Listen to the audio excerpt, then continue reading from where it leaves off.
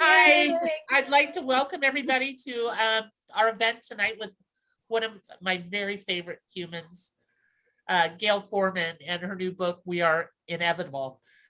And this is such a special book because I call it a love letter to booksellers. Those of us who are dorky and live our lives completely by the book, this is your book. And I also want to introduce two of my other favorite people. These guys have been so supportive of GGP during this lockdown. They did a wonderful fundraiser last May for us that raised quite a bit of cash. So please welcome Prince Award winning authors Nina LaCour and Jandy Nelson. And I did predict both of you would win it, didn't I?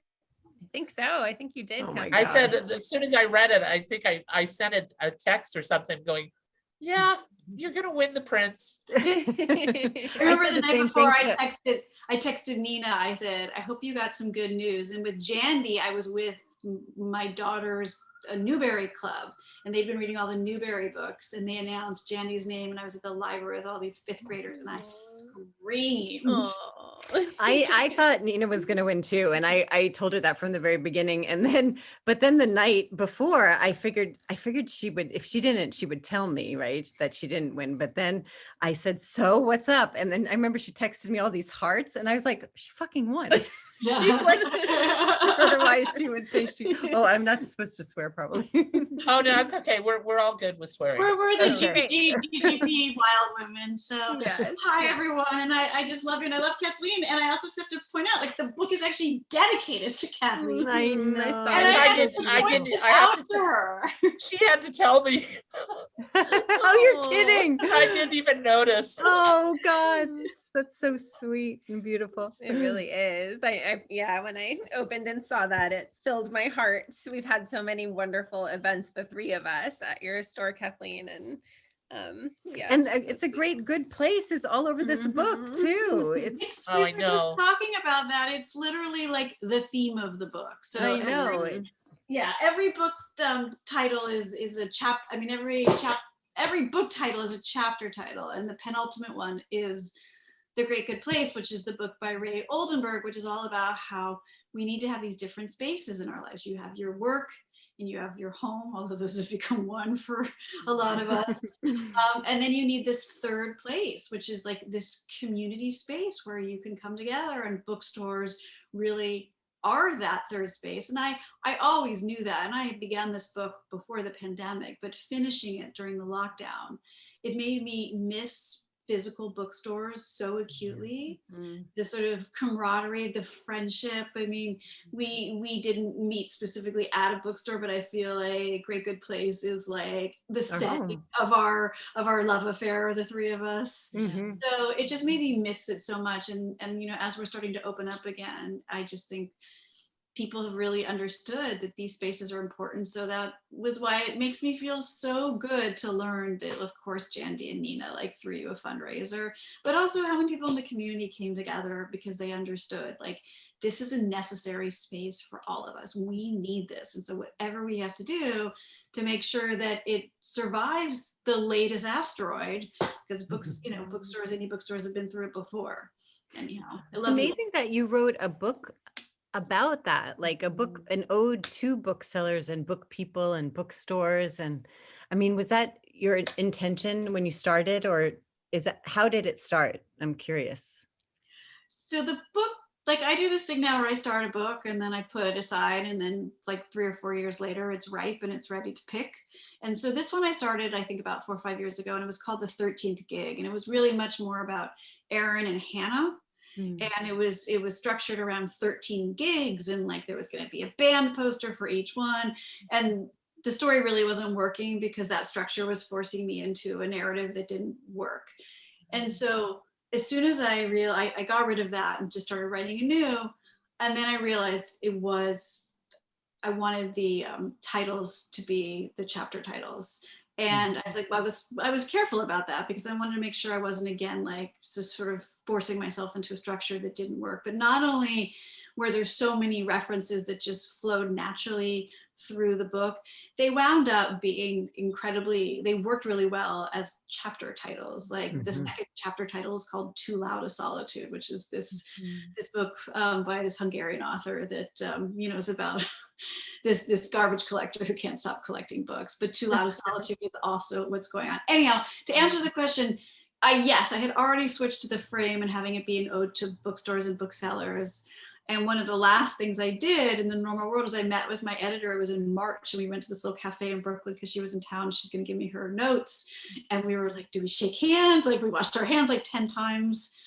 So I was doing the bulk of the revision during like the first few months of the insane lockdowns in New York. And that's when all of that just became so much more relevant and resonant to me. So I think it, the basic structure of the book didn't change, but like that love of books, the necessary escapism that books provide and that writing was providing me, and the third place, the great good place that the bookstores provide, that all just was really, really amplified. I feel like the bookstore is almost an equal protagonist as Erin. Like, the bookstore is the main character in a way. Yeah. They both are. Yeah. I love that. Somebody asked me who my favorite character in the book was, and I said it's Chad in the bookstore. Yeah. Oh my God, Chad. Yeah. Well, I feel like we're jumping all around. Do you want to start? Yeah, but Chad is my favorite, one of my favorite characters ever. Yeah. I want him to be my friend. Yeah, he's so great. He is your friend, Jandy. I know, but we have problems. So Nina, this house that we bought, we have problems. So we'd also like the lumberjacks to come over now. Like, please send them to us. But anyway, do you want to start like in the beginning and tell us what the book is and maybe read something? Or I'm actually what I'll do is I'll tell you a little bit about what the book is about. And then I'm going to read a tiny little section toward the end, which I would have been really smart to have marked again, but I didn't, but it won't take me long to find it. Those are the best glasses. It's right here. I love them. So the book is about 19-year-old Erin Stein, who lives with his father above their failing used bookstore called Bluebird Books. Erin used to love books. He used to believe books were miracles. That's what his father told him. You have 26 letters, some punctuation mark, and you can create infinite words and infinite worlds. And Erin has always loved reading, except now that he owns this bookstore, it was transferred to him to avoid losing it during a bankruptcy. The bankruptcy was partly caused by Erin's brother, Sandy's older brother's addiction to opioids that he eventually died from, but the family sort of went broke in trying to get Sandy well again. Anyhow, Erin starts the book, and the only book he can read is this one about the dinosaurs. And he's particularly obsessed with this period of time in between the asteroid that killed the dinosaurs hitting the Yucatan Peninsula and the last dinosaur dying, which was about 33,000 years. And Erin keeps thinking about that time where it's like, it's already over, right? You're already dead. Your way of life is smashed to smithereens and you're just waiting to die. And so when he opens up, like, that's how he feels, like he's one of those dinosaurs.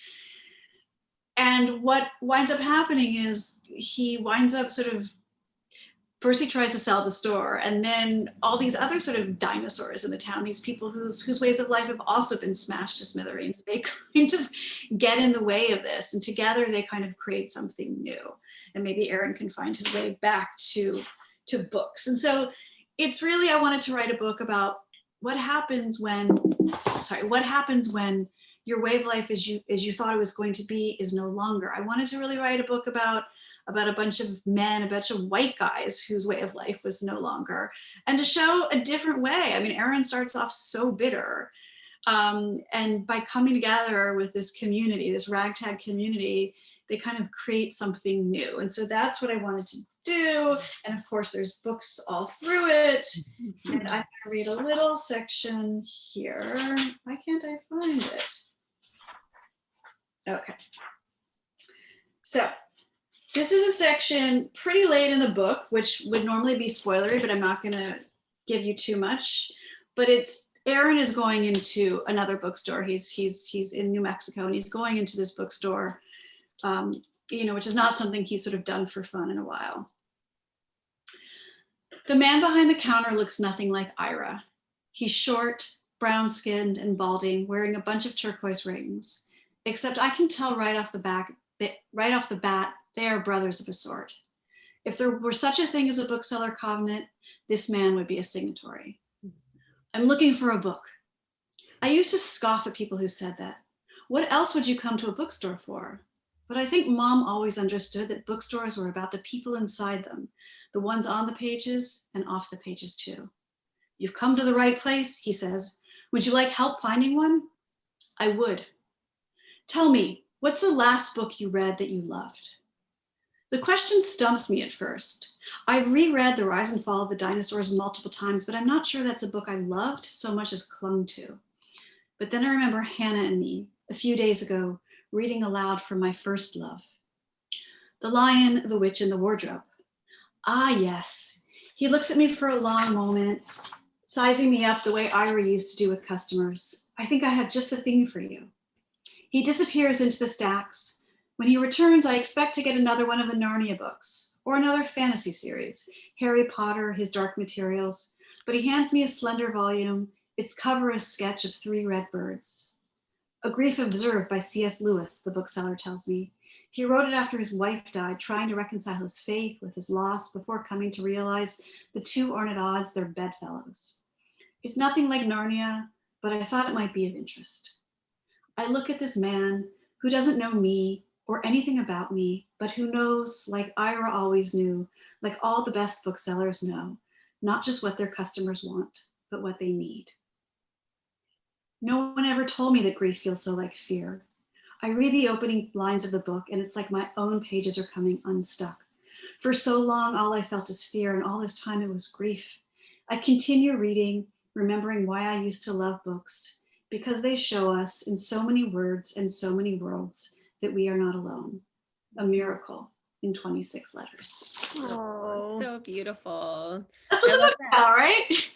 So beautiful and so true. I love that moment for Aaron where he just succumbs, he just gives in and he allows himself to accept what he needs. I think so much of Aaron's journey is the unwillingness to accept what he needs and what's good for him throughout. It's like he's searching, he's on this very kind of, as much as he thinks he's doing the right thing, he's really doing so much self-destruction throughout so much of the book. And here are all of these people surrounding him who are like, here, take what I have to offer you. Here, I'm giving you this. And it's so hard for him. And that moment was one of my very favorites in the book because he just accepts, and it's so beautiful.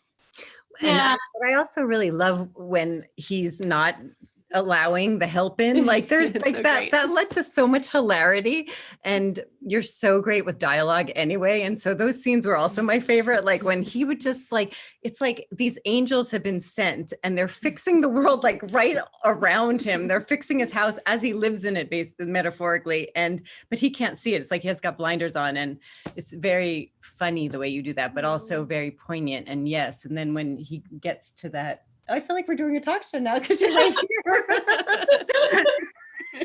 Like there's a person here. Then when he gets to that point and surrenders to his legacy of writing and reading and books, it's so beautiful. I cried so much in this book. Yeah, poor Aaron. He's grieving makes people ugly, and it makes people scared. And, his brother died of his addiction, and his brother wasn't always the nicest person to him before he died.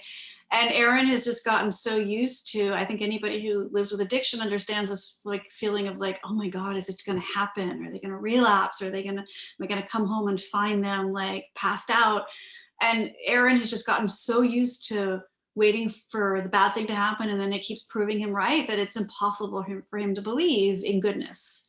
Mm-hmm. So it shows up and he sees Chad and the lumberjacks, and he's so suspicious of all of them, and he gets himself, he digs a little bit of a hole for himself, and it's pretty funny to kind of watch that. And I definitely enjoyed writing those lumberjack scenes a lot. So funny. Yeah, they are so great. But I really related to Aaron. I feel like, he had a lot on his shoulders. There was a lot of heartache, and I didn't, I mean, from the beginning, I love that he really changed and there's this beautiful emotional arc and journey, but I really liked him from the beginning. I mean, I loved him. I just felt really, really sad for him and really sorry. I mean, he's got so much. His father was Ira. Yeah. Ira, but Ira was kind of unavailable for Aaron, and his mother's gone and his brother died and the bookstore is like crumbling around him. And so I had compassion for poor Aaron in the beginning. Yeah, definitely. Yeah, he's just trying to keep his poor dad afloat, you I know. He know, loves his dad. so much.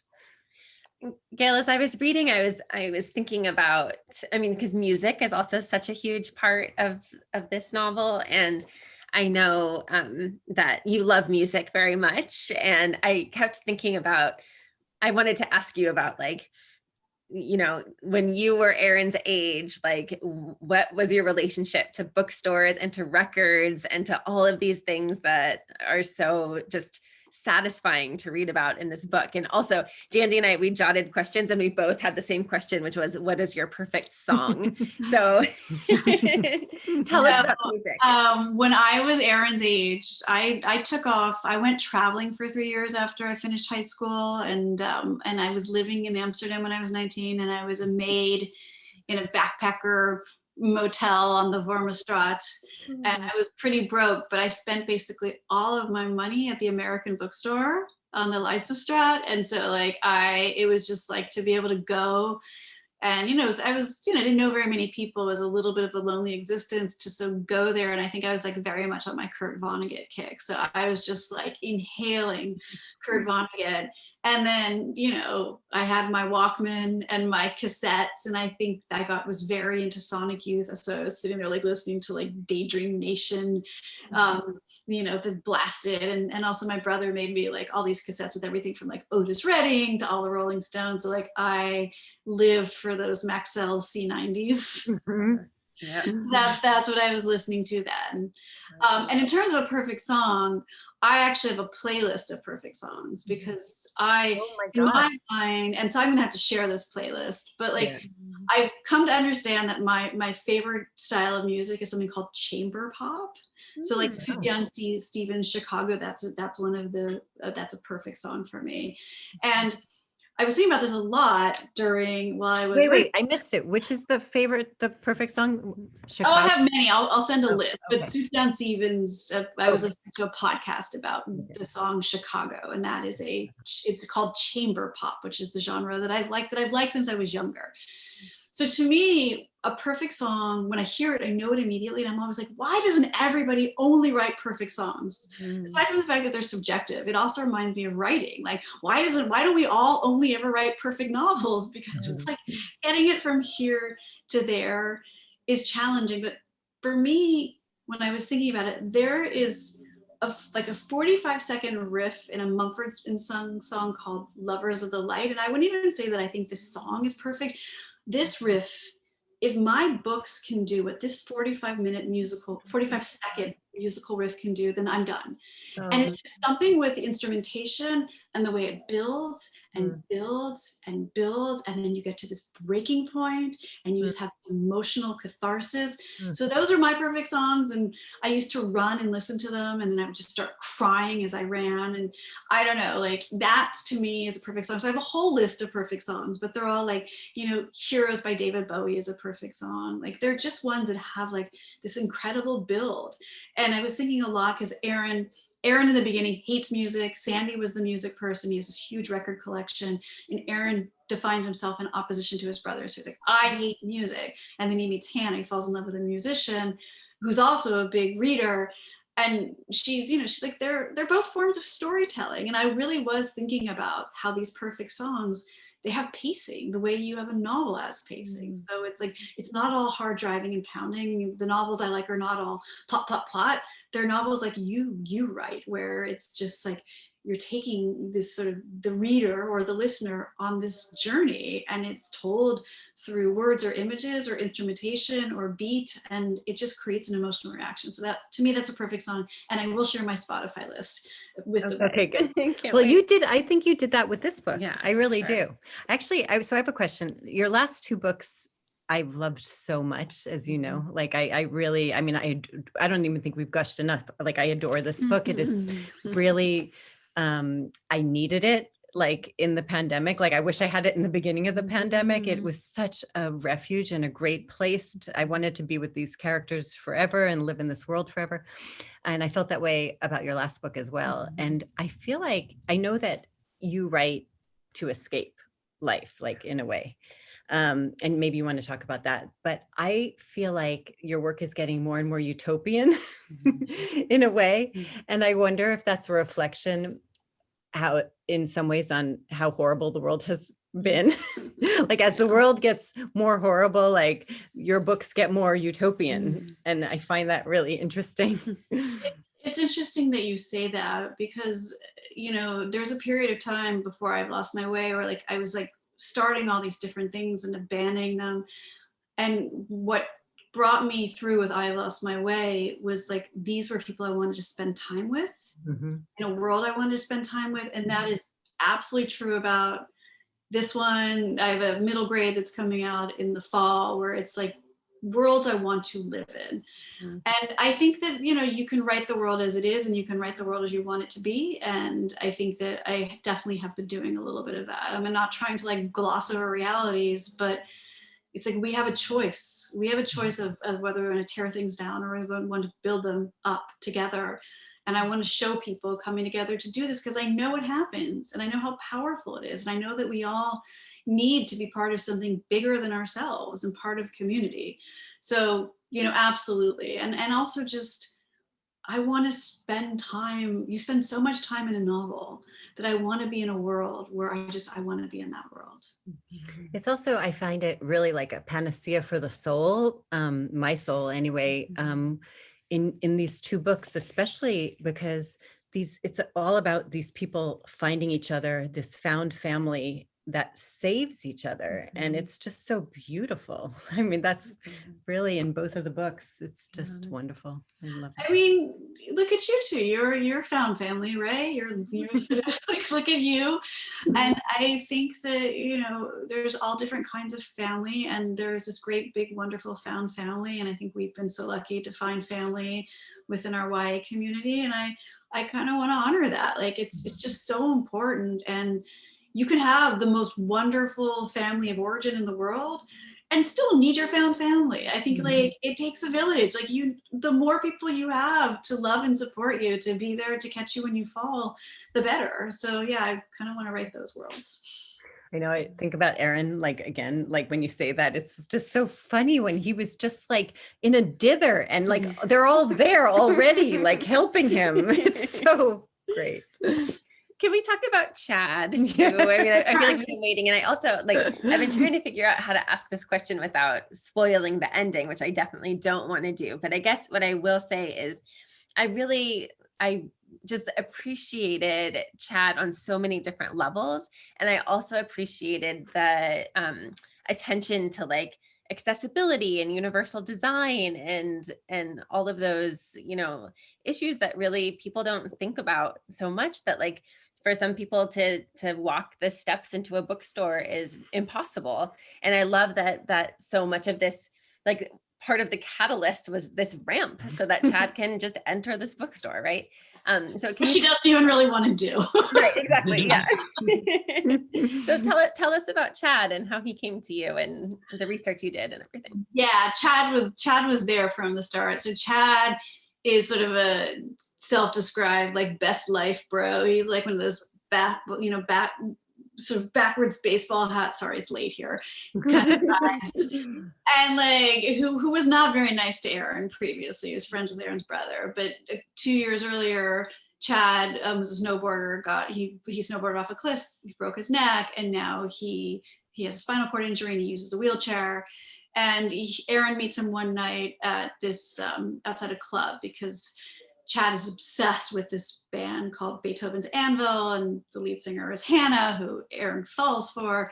But the real love story of this book, to me, has always been between Aaron and Chad. Yeah. And I adore Chad. Chad is somebody who took what had happened to him, losing the use of his legs, and found himself, in a minority for the first time in his life, and used that to kind of like educate himself and become like this sort of intersectional feminist. So some of my favorite scenes are like, Chad talking about toxic masculinity, because I think Chad was a real opportunity for him to kind of look at the before and after, and at the way that men are expected to perform masculinity, and how shitty that is for men too, that there's only this one way to do it, and kind of being relieved of that whether he wanted to or not. It like opened things up for him. So Chad was just like, he exemplifies this idea that like life doesn't go the way you expected it to go. It's not to say it's easy, but like you find a new way, and that's what Chad is trying to do with Aaron.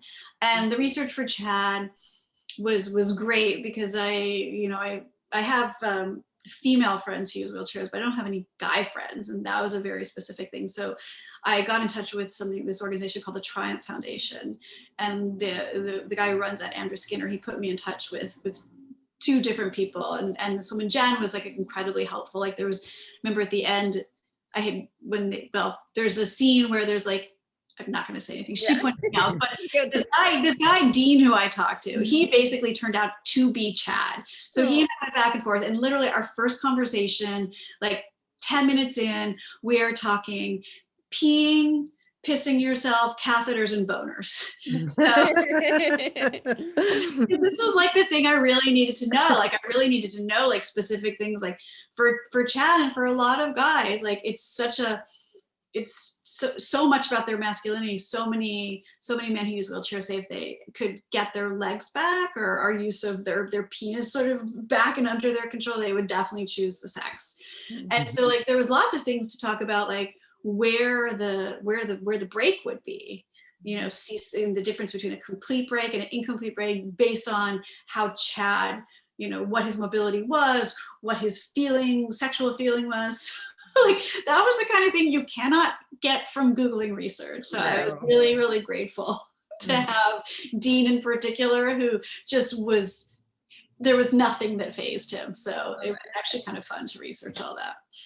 This is like one of those books where it's real, like it's real to me. Like I believe that there's this bookstore and they're all there, and like it worked out so perfectly. And like there's Ike with the making cappuccinos finally, like that was also very funny. It was great. So it's always the cappuccino. So my current obsession always shows up in a book. Like in Leave Me, she learns to swim, because I learned to swim a couple of years ago. So I went to Rome a few years ago, and I'm like a big coffee drinker, but in the mornings, like increasingly, like drinking coffee would have been killing my stomach.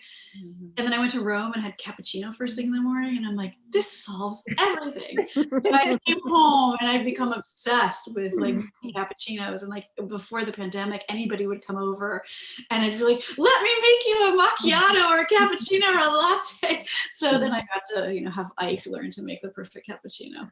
It was so adorable. And I feel like I wonder, so in terms of like this for the screen, what are you thinking? Like, are you thinking about that at all? Because I really was like, this would be the best TV show. Like, then we could like, it's like Cheers, but a bookstore. And it's I think the agents are excited about like, Gilmore Girls for guys, needs Northern exposure or something. Totally.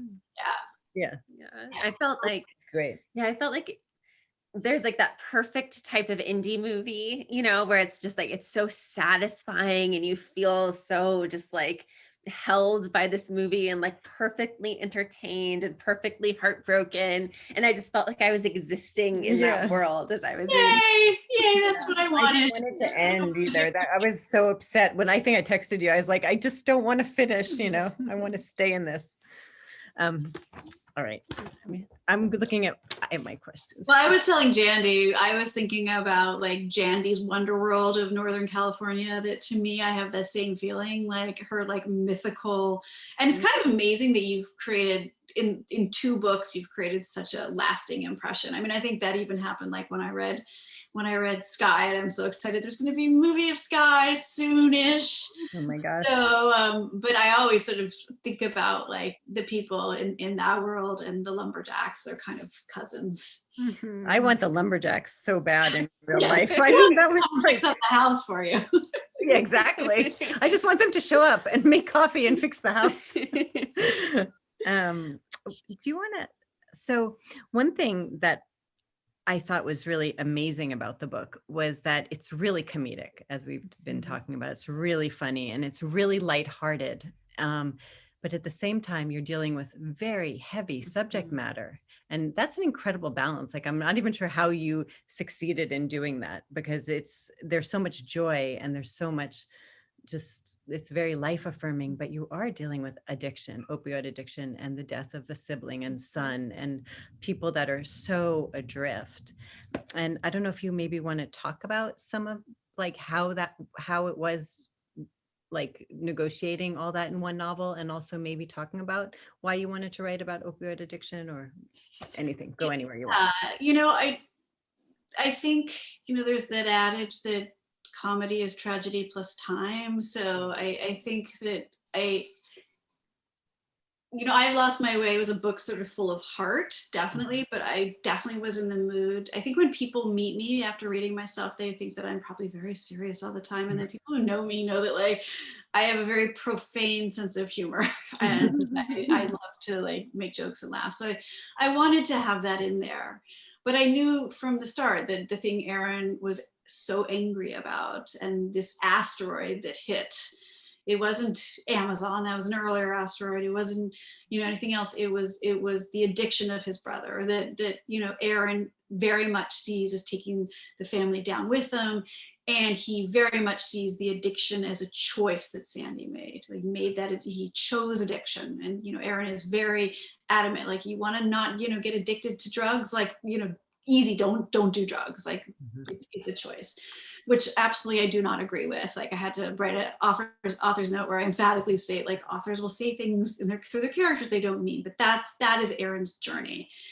And so there's so much sort of anger there, but at the same token, I wanted to have this community and sort of have it be comedic. But it was weird when I finished the book to realize I'd written a book about opioid addiction. I have so much anger about what is going on in this country, how this was a corporate created crisis. I read the book Dreamland years ago, and it just blew my mind what Purdue Pharma got away with and continues to get away with, this massive public health crisis that has been exacerbated by massive defunding of, publicly funded rehab and mental health facilities, and just publicly in hospitals as well. So, it was sort of when I finished, and my editor's like, oh, it's, we don't get enough of this books about opioid crisis in rural America. I was like, oh, that's what I wrote. I thought I was just writing the story about Aaron and Sandy, but of course, like I did want to write about that, but I also wanted to be mindful that there's joy and there's comedy and there's humor in these communities. And, Aaron and Ira are such sort of little fish out of water in this sort of, or so they think, in this rural Washington town. So I wanted to kind of play with that. And it was really hard to kind of strike that balance. And then he falls in love with Hannah, and he doesn't know when he's falling for her, but she's an addict too. So he's trying to navigate all of that. And, it forces a reckoning with how he deals with addiction. So, I tried. I'm glad you thought it worked. There's been some reviews that are really great about the book, but they talk about it being like something about moving through grief and all of that. I'm like, but it's also funny. No, God, yeah, so much so, really. And also it's very, I feel like it's very, the way Aaron starts to understand what addiction truly is completely his own journey and how he understands his grief. And that was beautifully done, I thought.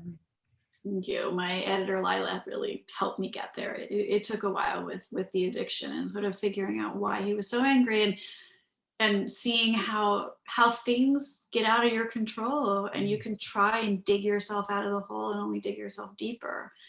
And unfortunately with Sandy, like that's what happened. My cat. Your cat? She's making little noises. Hi, baby. Let's try and get Gigi up here too. This is kind of like completely on a different topic, but I loved the dinosaur metaphor. I loved the way that it just worked through the entire novel and evolved and meant different things at different times. And I also had no idea that so long passed Me between the neither. asteroid and extinction. Oh my God. Like no I mean, idea. like, in a sort of geological perspective, 33,000 years is like a minute, right? But yeah, Right. it's like a long time. A long Yeah. time. It actually, Like generations and generations Yes. of dinosaurs were still around. yeah. Yeah. It actually, like in a strange way, gave me so much hope Me for too. our, impending climate Yeah. disasters.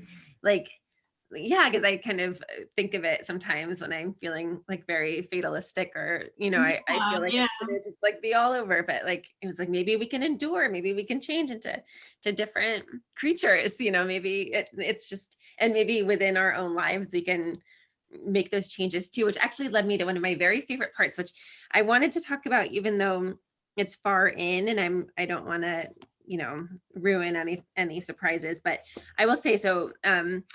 They go on a bit of an adventure. Aaron goes on on a bit of an adventure, and he at one point thinks about like turning back, and he says, well, I won't spoil that, but he says, but I'm so tired of that part of me. I want to eat long odds for breakfast too. And when I read that, I just thought, oh, like what a great line. Like, I'm so tired of that part of me. And I just thought, like, so many of us have had so much time with ourselves during this pandemic. And I just felt like I'm so tired of so many parts of me too. Like, and it's not even quite a question, but I guess I wanted to know, like, how does that line strike you? Like when you wrote it, like, how did you feel writing it, or what does it mean to you? I mean, it's again, it's Chad, right? It's Chad saying, like Chad sort of, it comes out of a conversation where Chad talks about the survival rate for a fall that he had, and it's like 10%. And so he's just like, he's unfazed by things that are impossible and can't be done. I think, sometimes we get into our head, like things that we can't do, and we forget that there's plenty of obstacles that are institutional, that have to do with things that are completely out of our control, but there are other things that are sort of within our control. So when Aaron like has that moment, it's like, I want to be more like Chad. Like Chad eats long odds for breakfast. Like I want that too. Why can't I have that? And this moment where it happens, like, and every time it happens to me, I'm like, that's it. I figured it out. This is never going to happen again. And then you get calcified in your own ideas and you get your blinders on. And then like you have this moment where you're like, oh, I can take those off. I can choose a different way of doing things, and it's incredible. And every time I think I've done it, I'm like, that will never happen again, and it does. So that was really sort of what I was doing. And in terms of dinosaurs, the title of the book that I was really pushing for, but people thought it was problematic with a kid's book in particular, but I really wanted to call it Dinosaurs, a Love Story, because I love that. it is like, they're all of these dinosaurs, right? And there's all these different love stories going on. Like, there's the love story of Aaron and his father. There's a love story of Aaron's father and mother that you kind of get in flashback, which creates this family. There's a love story with Aaron and Hannah, the lumberjacks and Ira and Aaron, and Aaron and Chad. And so I just really love this idea of all these people, who have had to find a new way of living life, including Hannah. Including Aaron's mom, and finding a new way to sort of love each other as well. So I thought that was a really great choice. I mean, it was funny because you write a lot of like incredible romance, and I really liked that the Hannah and Aaron story was like that the love story. It wasn't the primary love story in the book. Like you said, it was between Chad and Aaron, or Aaron and his father. And I like that. And you don't even really know what's going to happen. Oh. I was just about to give a major spoiler. Good catch. Sorry. Good catch. Yeah. But I like that. I really did. I like that all the other love stories had as much prominence, if not more. I thought that was. I've been thinking about that because in I Have Lost My Way, I mean, there's definitely a love story between Nathaniel and Freya, but it's really, again, it's a friendship love story. Yeah. And I think it's because maybe, I'm a little older. I've been with my partner for like so long now. And the friends that have come into my life over the last 20 years have just been miraculous, the two of you included. Like these friendships just like open me up and challenge me and nourish me. And I find that increasingly I am writing about just the power of found family, the power of friendships. Me too, Gayle. Yeah. Me too, in my new book. And it's funny. I think something that I'm really interested in, this idea that you kind of forget, like new people bring out whole new people in you. And like they're people that make you feel expansive. And I feel that way about both of you. And I feel that way about your books too. And it's like, I really feel like, and the people in the books do that for each other, which is lovely and amazing. Thank you. I appreciate that. I feel that way about your books, and I just have to do a plug for Nina's upcoming book, which is coming out in February, because it is a full-on love story. It is like the kind of love story that I love, where it's like these two people and they need to be together, and like just the trajectory that brings them together. Oh my God, I'm dying. When it comes out February 2022, it is so good. I'm going to be like talking about nothing but this book for the next year at least. So. Oh, okay. Oh, thank you. So kind of you. I can't wait to read it. It's by my bed. I have the arc by my bed. I have not. Randy's so funny because I was up like the other day in her apartment and I saw it like on her bedside table, and she looks at me and she goes, I haven't started it yet. It's like perfect when, right? Like we all know the anxiety that comes with like giving someone your new book and waiting to hear, Yeah. It is so good. And Jandy, I know you love Sweet Bitter. Oh yeah. And totally. the restaurant scenes in this book just completely recaptured it, like the sensuality of food and drink and flowers and renovating. It had like all the porny things in it. So I love that. And then the love story, which is like beautiful too, and sexy. Yeah. Do we have questions? I don't even know what time it is. It's 10:40. Look at that. We're late. What time is it? Hi, Kathleen. Hi guys. I am. Hi. I know I'm here. We do have a few questions, and we have people watching on Facebook too, so I'm going to monitor both. But our first question is from Fernanda Diavilla. Hi, and her first question is for Nandy and Gina. That's so bad. I feel like that's perfect. Nandy and Gina, I love it. Nina and Jandy, did you guys plan to wear matching shirts? No. No. No, it just happened. Yeah. It's like when you start looking more like your dog. Now you guys are like living together. You have like the long dark hair and the green shirt. I was actually looking at us too and thinking, God, we look like sisters. I know we do. Have some bangs and it would be uncanny. Yeah. So the second question from Fernanda is, can you guys talk about your writing processes? Is there anything about each other's writing process you wish you could steal or can't imagine yourself ever doing? I wish that I had as many ideas as Gayle has. Like one of my like very, very vivid memories is being at Gayle's house, sitting on her sofa. She has her laptop up and she has like a million files, and she's like, all right, let's go through them. And she reads me little snippets of like all of these novels that she has like started writing. And I just thought, oh my God, I have no ideas compared to Gayle. I have like one or two ideas at a time. And Gayle is just this like amazing idea generator. I want that too. And I want both of your productivity, please. I want to work quicker. You guys work so much faster than me, so I would like a little velocity. I'll take both of your velocities. I don't know, Jandy. If I could write books, like I remember when I read "I'll Give You the Sun," I had this feeling that like it, and I had the feeling when I read "The Brief and Wondrous Life of Oscar Wilde." Like the book, like it's like Rice Krispies with milk. Like you could hear the snap, crackle, pop. You could feel like the vibration of like not just the feelings on the page, but the language. Like it doesn't happen very often. So I would be delighted. I know we're not talking about process, and Nina, she just keeps getting better and better, and this bareness of her prose. It's just like there is not a single word is there that does not need to be there. everything is there. It takes you on a journey. I love that you went from like this beautiful sort of solemn contemporary to a ghost story, which I still think about. I still have images from that, to Yerba Buena, which is like a beautiful love story, a story of loss, but also it's just like a sensual delight. Mhm. It's great. And Jandy's process, here's something I know Jandy does, I cannot do. She like works in the dark. I tried it once with like the headphones on, like blocking out everything, but literally in the dark with like her screen in illumination mode.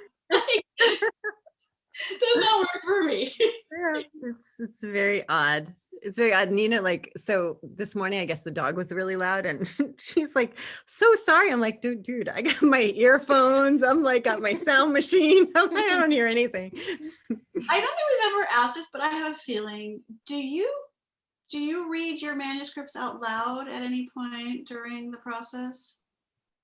I do. Do you?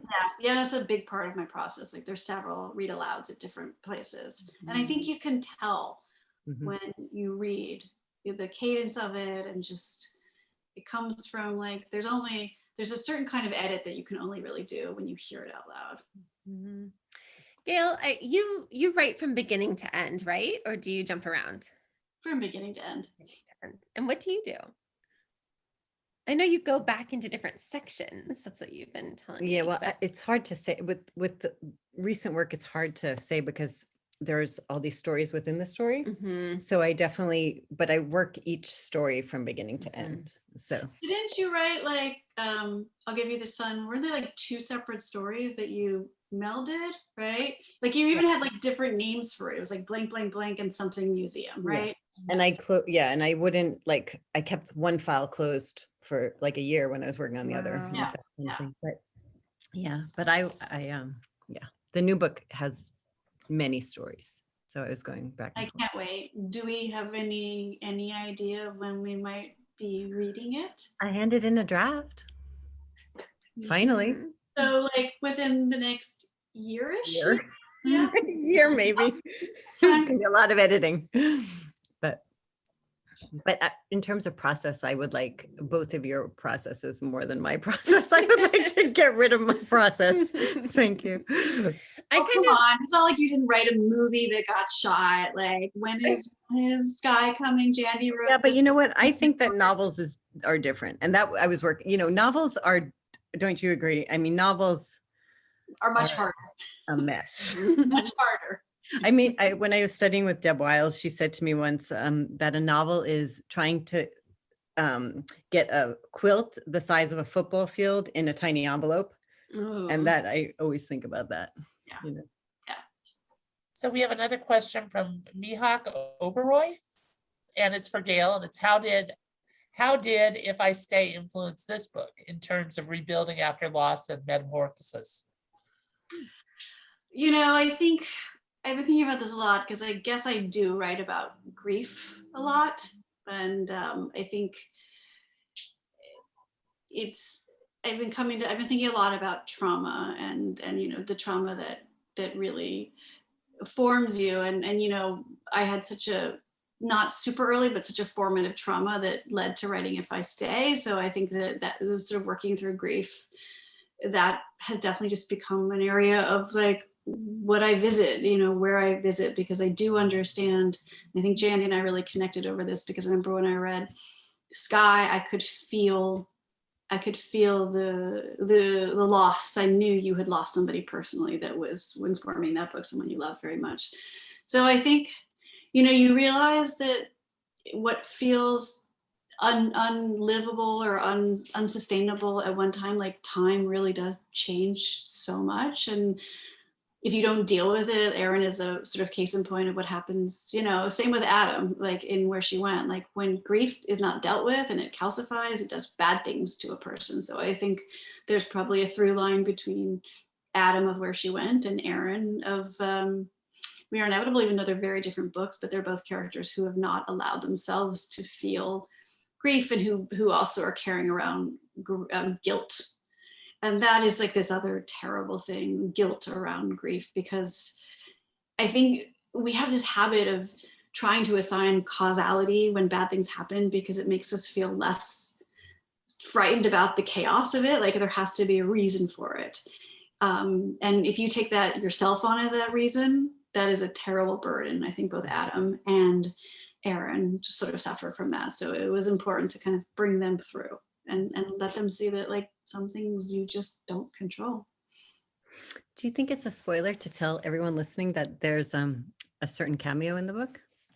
I have mentioned that, people have asked if I wanted, we were talking earlier about the sequel and how I never intended to write Where She Went. The characters, they're so alive in me that they kept waking me up in the middle of the night, and that's why I wrote the sequel. And that fans often want to know if there's going to be a third, and there's not. But I have done a number of like Easter eggs in different books. So if you do a careful read of just one year, there's a little hint. I think Kathleen was talking about in the paperback edition of Where She Went. I did like a profile written about Adam that gives some detail. And then at the end of We Are Inevitable, there's further cameos of those characters that I think these give you these tiny little snapshots of their life, and it's a happy life, and you don't write novels about happy lives. Yeah, I love it when I was so happy in this book when that came. It just made me miss them and feel such joy for them. They're doing okay. Yeah. Okay, we have another question from Helena Fox.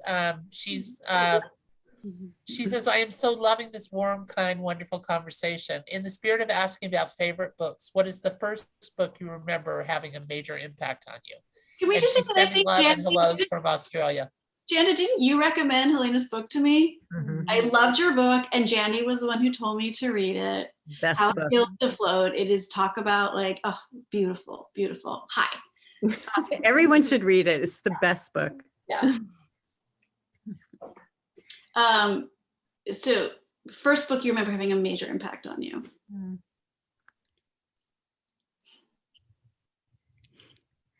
I'm going to say Lyle Crocodile. Yeah. I love the Lyle Crocodile books, the picture books. That's what popped into my head. This like big green misunderstood crocodile, like in Brooklyn or something, right? And like, I think those books are so beautiful because it's just like about how people feel out of place in the world and misunderstood and make mistakes without realizing, or do like bad things out of, envy or jealousy, and then are forgiven and loved. And I just love them so much. Can I tell a negative experience about a book? Okay, so when I was little, my mother would only read me one book, and it was Madeline. And it's a book that I might have liked, right? But I can't even tell you, it was so, I just like, I couldn't bear it. It was like every night, because she loved the book so much, and she only that's so poignant. I know, but I wanted to read like Harold and the Purple Crayon really badly. I loved that. And it was just very funny. But it was night after night after night. And I also felt really bad for her because I didn't want to tell her I had enough. So it was this thing, but it was influenced me a lot, but in a negative way. We're going to talk picture books. So I will keep it. The Runaway Bunny. Like, when I had kids, everybody read Goodnight Moon, but to me it was The Runaway Bunny. And there's specifically that very scene at the end when they're like in the little sort of den with all like the carrots and stuff, and it's just the coziest thing in the world. And I loved that book. And it was funny because when I wrote Leave Me about the mother who runs away from her kids, I rewrote it, and I used to read it on tours called the Runaway Mommy. And it was like, there was a mother who wanted a bath, and so she said to her child, I'm taking a bath, and the child just keeps chasing after her. Okay, we have a question for Jandy. Hello, Jandy. It's from Noah. When can we expect the Sky is Everywhere movie, if it's okay to reveal it? I'm not sure I'm allowed to reveal it, but I think we can expect it in 2022 at some point. Yay! So soonish. So excited. So we've got some people in the chat who've just sent some lovely messages. Fernanda says, whoop, whoop. And Rachel says, I'm so happy to see all of you. XOXO. And I don't know where this, Fernanda says, me either, and I haven't read it, so I don't know what that refers to. All right, well, if you haven't, first of all, you should read everything these two women have written. And that will get you nice and ready for Yerba Buena, which comes out in February of 2022. But you'll definitely want to read the book before the movie. You have to do that. So you have to read Sky. My daughter who's 17 used that logic on me when If I Stay came out, because she was 10. I told her she was too young, and she's like, but Mom, you have to read the book before the movie. So I was like, what are you gonna do when your 10-year-old said that? You're like, yes, of course you do. So you have you know, a few, you have the rest of the year to read Sky. What was her response at that age to If I Stay? She zipped right through it. And, you know, I should have known, like, children read books at the level they're ready to read them at. And, you know, I think about like Harry Potter books, which are like, go to some incredibly dark, sophisticated places. But when you're reading them when you're younger, like, you're not looking at all the sort of allegory about totalitarianism. You're just looking at cool wizard stuff. Yeah. So, you know, I should have known that, you know, the sex stuff would completely go over her head. And, you know, I was more worried about her, you know, just the thought of losing your family being so upsetting. But yeah, she didn't internalize it that way.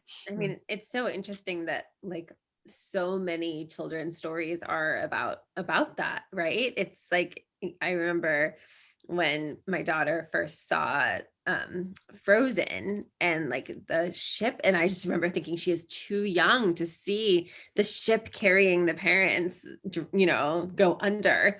But she was just like, oh, they're dead. All right. It's like every Disney movie, because that's how the young children can have agency. Right. It's got off the parents.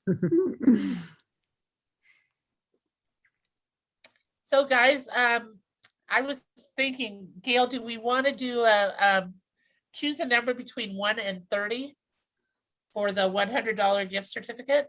Sure, however you want to do it. So we're doing, Penguin and I are doing this wonderful thing. If you've registered for this event, you are eligible to win a $100 gift card. Wow. And at Great Good Place for That's so great. Yes. We're so excited. And also, I think I was giving first week sales to Bink, but I think I'm going to extend it to like first month sales. I'm going to donate to the Bink Survive to Thrive campaign. Because we love Kathleen, we love Great Good Place. We can't wait to be there in person. No, I can't tell you how much I've missed you guys this year. I mean, we've periodically been in touch, so it's like I haven't had any non-communication with all of you guys, because I feel like you're part of the family. I do. I feel like you're really part of the GGP family, and you've been so essential over the years to the different things that we've done. And, you know, this year was an interestingly challenging, wonderful year. You know, I mean, that's the best way to look at it. But I can't tell you, you know, I mean, I'm a huge book rereader. I mean, I know you guys know that I've reread all of your books many times. Because, you know, you can, for me, I can read them in a night. I'll start at 11. I'll be done by 3, you know. And I am a night owl, so I don't go to bed like normal people. And everybody who knows me knows that I will be up much later than everybody else. And I can tell you that I consider all the characters in your books friends. And they're people I want to hang out with. And we sell, you know, I mean, we sell books we love, and we always sell your books. Kathleen, we're so appreciative of you and your bookstore and everything. We love you so much. We do. You are amazing, the hand sell. And I know Great Good Place has a big old community, and I don't need to tell the people who know the bookstore to support Great Good Place and support your indie. And also, did you know that you can get audiobooks through Libro FM, and then you can direct your sales to your local independent bookstore? Or I didn't know that. I get my audiobooks and the sales go to Great Good Place. Wow.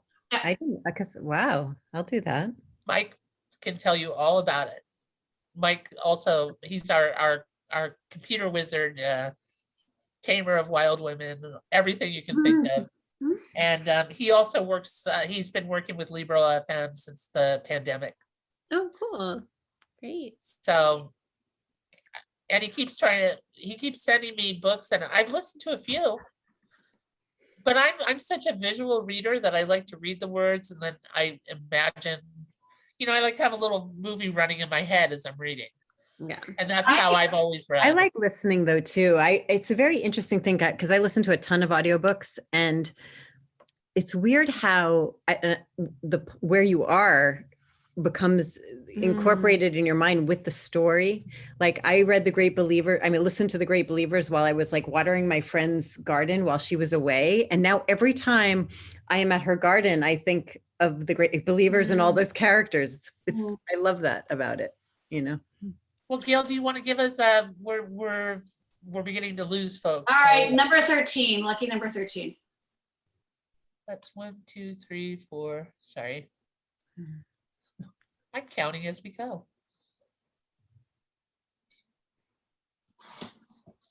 Oh yeah, it's getting late. 11, What are 12. you still doing up? It's 11 o'clock. You give me back this book. You finished it? Kieko, if you can send us an email to books@ggpbooks, we'll make sure we get you the gift certificate. Congratulations, yay. So many good books to get. And Kathleen will have good opinions about what you should be reading. Absolutely. And everybody needs to read Gayle's book. If you haven't read it, it's so good and it will make you so happy and break your heart, mend your heart, and it's beautiful. Yeah. And we love it so much. Yeah. I can tell you that, and Gayle knows this is true. I would read your grocery list.